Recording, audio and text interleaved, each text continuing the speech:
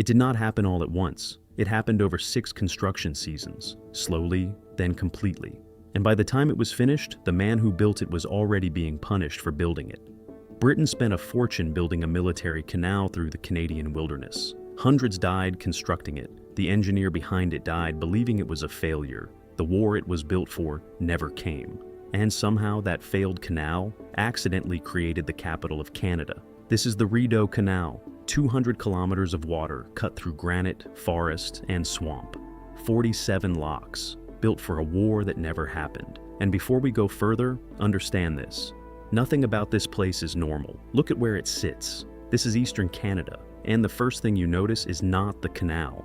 It is the border. The United States runs along it like a constant pressure. Cities, rivers, trade routes, all shaped by proximity to a country that is both neighbor and historical threat. Now, zoom in. Because the canal was not built in peaceful geography, it was built in a corridor that Britain thought could collapse in a single war. To understand why, you have to understand what Britain was looking at in 1826. Not just a map, a vulnerability.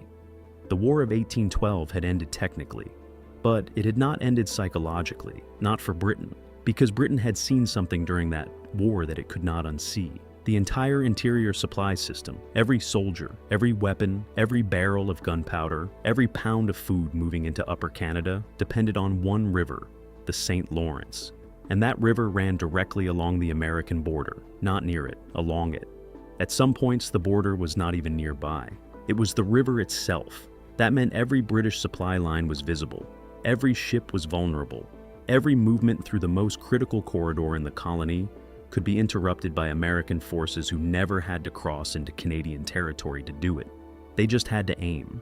And during the War of 1812, they had aimed. The Battle of Ogdensburg happened right on the St. Lawrence.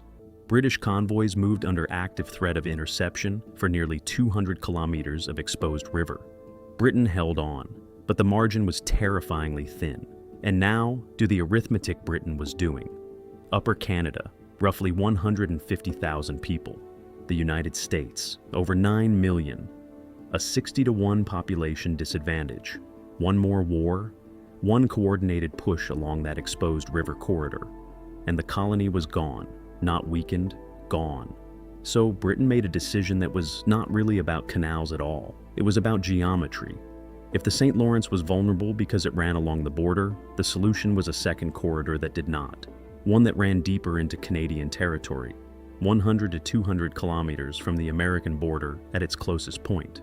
That distance was everything. That distance was the difference between a supply line that could be cut and one that could not.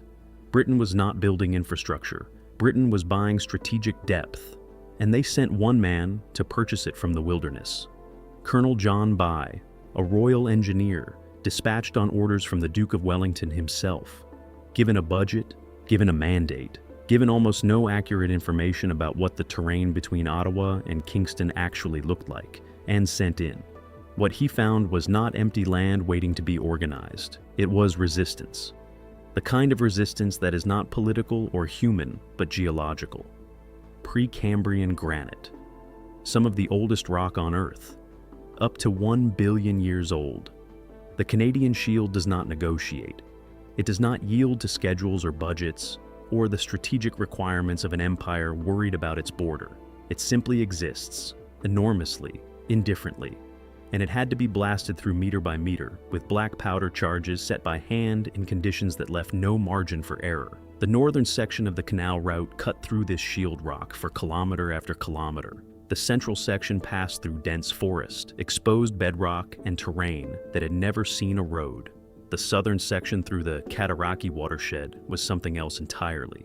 Swamp, not small bogs, not manageable wet ground, massive wetland systems stretching for kilometers in every direction, mosquito-infested, waterlogged, hostile to every form of construction in an era before mechanized pumping, before drainage engineering existed at the scale the project demanded, before any of the tools that make building in that kind of terrain survivable. And in those swamps, the project stopped being about geology. It became about biology. Because the mosquitoes carried malaria, they called it swamp fever. The worst outbreaks hit in 1827 and 1828 when construction was focused on the Cataraqui wetlands. Eastern Ontario summers are humid, regularly hitting 30 degrees, standing water everywhere, perfect conditions for the disease to move through a workforce with no hospitals, no sanitation infrastructure, no medical supply chain capable of responding at the scale required. Workers either recovered or they did not. Many did not. Hundreds died. Some estimates put the total at close to 1,000. Most of the dead were Irish immigrants. Their deaths were never formally recorded, buried in unmarked graves along the canal route. Numbers nobody counted carefully enough to preserve. Names nobody wrote down. The cost of the canal was not only financial, it was human, and the human cost was paid almost entirely by people the empire never acknowledged. But the engineering that came out of it was extraordinary, because Colonel By did not just build a canal. He built structures that had no equivalent in North America at the time. The Jones Falls Dam, 19 meters high, 107 meters wide, the largest dam on the continent at the time of its construction, built from massive stone blocks in a valley so remote that every piece of material was hauled in by hand or by ox. It raised the water level by 18 meters to make the upper section navigable. It was an engineering achievement that would have been remarkable anywhere. In the Canadian wilderness in the 1820s, it was almost incomprehensible.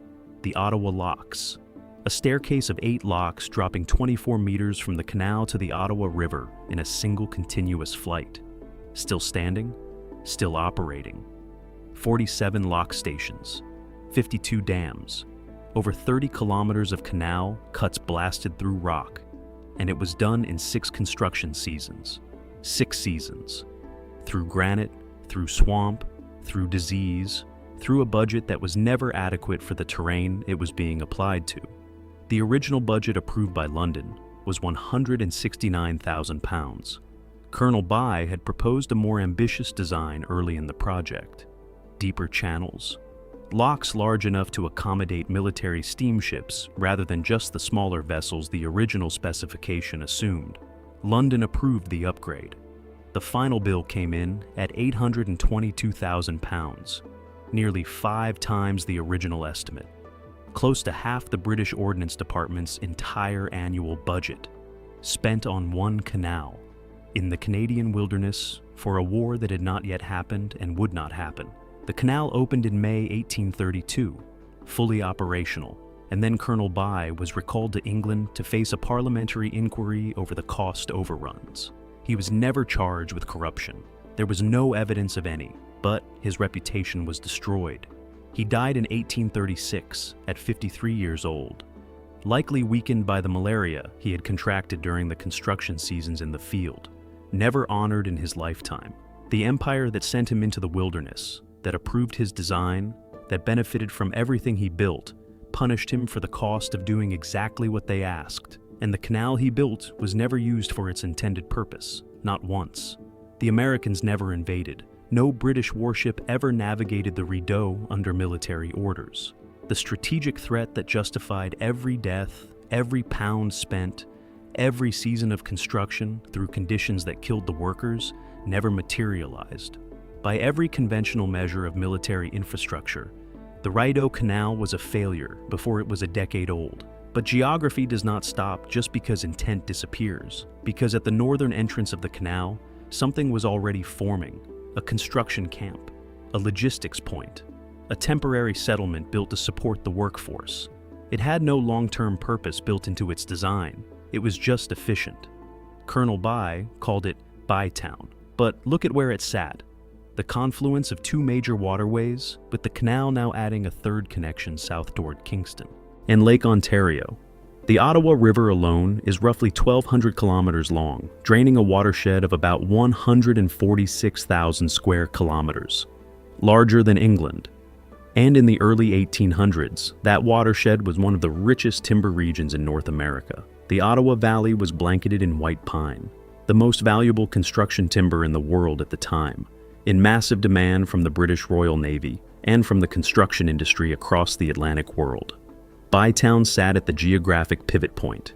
Timber floated down from the upper Ottawa Valley could be processed at Bytown and shipped south through the canal or east down the Ottawa to Montreal and then to Britain.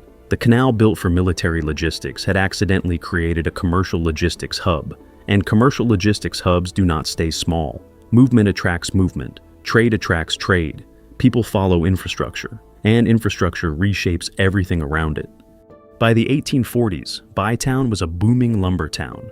By the 1850s, the Ottawa Valley timber trade was one of the largest in the world. In 1855, Bytown was incorporated as a city and renamed Ottawa. A construction camp had become a city because it sat at the right confluence of waterways at the right moment in the history of the timber trade. But a city is not a capital, and the story of how Ottawa became the capital of Canada is where the geography becomes something stranger still. In 1857, the province of Canada needed a permanent capital.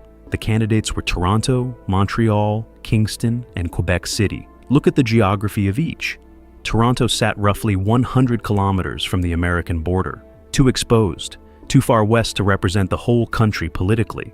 Montreal was about 60 kilometers from the American border. It had just experienced violent political riots in 1849. The Parliament building was literally burned down. Politically unstable and geographically exposed simultaneously, Kingston sat essentially on the American border, directly on the St. Lawrence, the exact vulnerability that created the Rideau Canal in the first place. Quebec City was over 800 kilometers east of Toronto, too remote for English Canada, too French for political balance. Ottawa solved every problem on the list. It sat on the border between Ontario and Quebec. The Ottawa River was literally the provincial boundary, English on one side, French on the other. Symbolic compromise built directly into the geography. It was roughly 150 kilometers from the American border, farther than every other candidate. It had the Rideau Canal connecting it to Kingston and the Great Lakes. It had the Ottawa River connecting it to Montreal and the St. Lawrence. Two transportation corridors feeding a single city. Queen Victoria chose Ottawa, not because it was powerful, because it was acceptable, because it solved every geographic and political problem on the table without creating new ones. A construction camp became a capital because the infrastructure built around it for a completely different purpose made it the only rational choice on the map.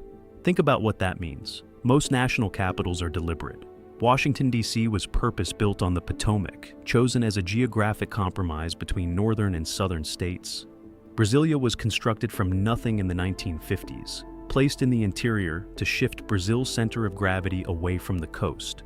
Canberra was built specifically to resolve the rivalry between Sydney and Melbourne, placed almost exactly between them. Ankara was chosen by Ataturk to replace Istanbul, moving Turkey's political center into the Anatolian heartland. These were strategic decisions. Governments looked at a map, identified the optimal location, and built toward it. Ottawa was not that. Ottawa was a side effect. A construction camp that grew because of river geography and timber economics, then became a capital because every other option had a worse relationship with the American border. Canada's most consequential piece of infrastructure was not a Canadian decision. It was a British panic response that happened to reshape a nation. Now compare the Rideau to what other canals became. The Panama Canal, 82 kilometers, 3 lock sets, roughly 14,000 ships per year, over $4 billion in annual revenue, one of the most economically critical choke points on Earth. The Suez Canal, 193 kilometers, no locks, roughly 20,000 ships per year. The artery connecting Europe to Asia, the Welland Canal in Ontario, 43 kilometers, 8 locks, about 36 million tons of cargo annually. The Rideau Canal, 202 kilometers, 47 locks, commercial cargo traffic today, essentially zero. It moves more kayaks than container ships. It moves more tourists than tons of iron ore. By every conventional measure of canal success, trade volume, strategic utility, economic output, the Rideau is a failure. And yet it is the most consequential canal in Canadian history, not because of what it carried, because of what it accidentally created: a capital city, a metropolitan area that now holds over 1 million people and produces roughly $50 billion in GDP annually, home to Parliament, the Supreme Court, the headquarters of the federal government of a G7 nation. All of it a side effect of a British military decision made in 1826 out of fear of a country that never attacked. And here is the part that makes this story stranger still. The canal is still there, not as a relic behind glass, not as a museum piece, as functioning infrastructure. All 47 original lock stations still exist. Many still operate manually the same way they did in 1832. Parks Canada staff still crank the locks open by hand, using the same mechanism Colonel By's engineers designed. The stone that was blasted out of the Canadian Shield by workers who died in the swamps is still holding water in the same channels it was placed in nearly 200 years ago. In 2007, the Rideau Canal was designated a UNESCO World Heritage Site, one of the best preserved examples of a 19th century slackwater canal anywhere in the world. The engineering survived not because it was maintained continuously with modern technology. It survived because it was built correctly the first time, by a man who was punished for building it, and every winter, the 7.8-kilometer stretch through downtown Ottawa freezes. It becomes the Rideau Canal Skateway. Millions of people skate on the same waterway that was engineered to move British warships away from American guns. Children skate past the same locks that Irish immigrants died, building in mosquito-infested swamps 2 centuries ago. Tourists take photographs of the stone walls that were blasted out of shield granite by workers whose names were never recorded. The geography designed for war became a place for leisure so completely that most people moving across it have no idea what they are moving across. They see a skating rink. They are standing on a military buffer. They see a pleasant urban waterway. They are looking at the reason the city around them exists. Colonel By got his recognition about 150 years too late. There is a statue of him at Majors Hill Park in Ottawa, overlooking the locks he built. The Bytown Museum sits in the oldest stone building in Ottawa, the commissariat building he constructed during the canal project. The city named after his construction camp is now the political heart of Canada. He died thinking he was a failure. He was not a failure. He was just operating on the wrong timeline. The real question this canal leaves behind is not whether it succeeded or failed. It is whether the most important geographic decisions in a country's history are ever really decisions at all. Ottawa exists because a canal was built for a war that never came, because a construction camp sat at the right confluence of rivers at the right moment, because timber was valuable and waterways were the only way to move it, because every other city on the list had a worse relationship with a border. None of that was planned. All of it was consequential. And the canal that started it, built over the graves of workers whose names were never recorded, through granite that resisted every tool brought against it, over budget and over time, and ultimately unused for its purpose, that canal is still there, still operating, still freezing every winter into a skating rink, still the reason the city above it exists at all. The most important canal in Canada was never supposed to matter. It just happened to sit at the right place on the map. And in geography, that is sometimes all it takes.